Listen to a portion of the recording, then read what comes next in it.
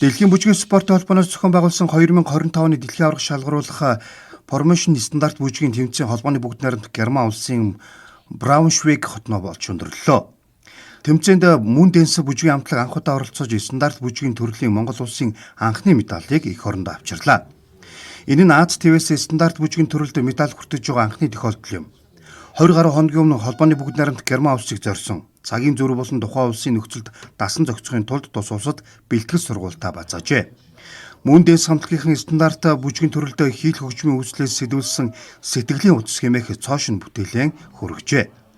Хамтлаг бүжиг бол нэг хүний хүч хөдөлмөр бус хамтаараа нэгэн зорилгын төлөө тууштай хөдөлмөрлөж байж үр дүн бий болдог.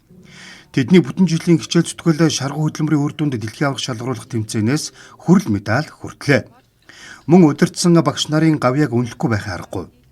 Тэдний дараагийн тэмцээн буюу 5 хоногийн дараа энэ сарын 13-нд Латин бүжгийн дэлхийн аварга шалгаруулах тэмцээн Австрийн Венер Ноштадт хотод эхэлнэ. Тэмцээнд эх орноо төлөөлөн мөн дэнс 11, Стар хамтлаг 13 дахь удаагаан оролцсон юм.